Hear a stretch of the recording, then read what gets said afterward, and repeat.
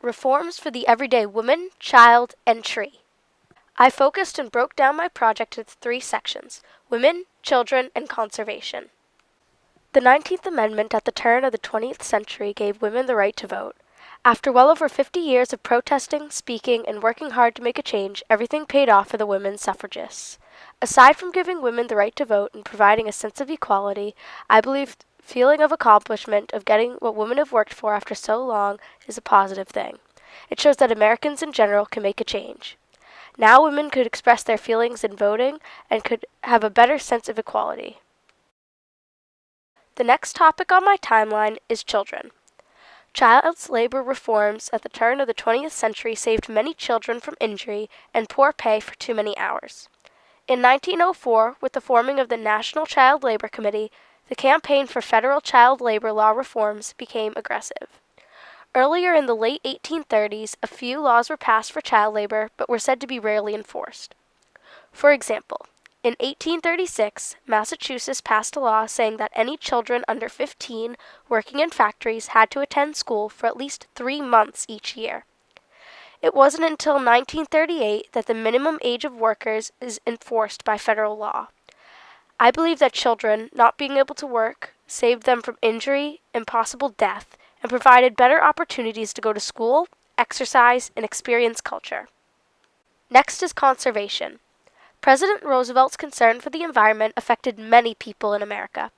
His conservation acts throughout the early 1900s helped not only the people then see the value of our resources, but also greatly affected us in the future to think green.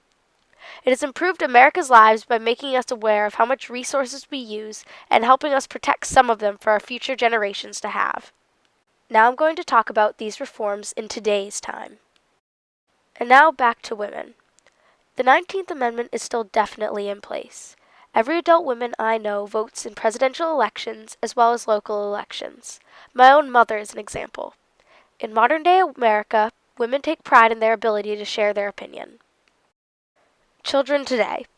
Most of the children labor laws made at the turn of the 20th century are still in place.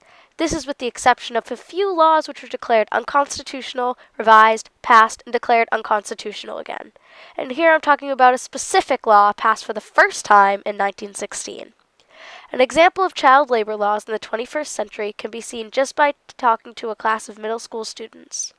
Not many of them will have a job aside from chores at home and maybe babysitting. This is because these laws make it illegal, except for a few cases, for them to have one. And finally, conservation. Many of the acts, if not all, that Roosevelt put in place are still present today. For example, the Antiquities Act created many national monuments and was just recently used by President Barack Obama in March to create the first 5 national monuments in Delaware. And finally, a reform that I would put in place. A reform I would put into place would be a law that made it so everyone who wanted to cut down a tree with a trunk that was more than about 10 inches in diameter or more than about 10 feet tall would have to have permission from the state or a special license to do so. Putting this act in place would help prevent any unnecessary removal of trees and help keep our environment healthy. A reform to make recycling mandatory may also be a good idea. Helping the environment in the long run will also benefit us with lasting resources, better soil, water, and air.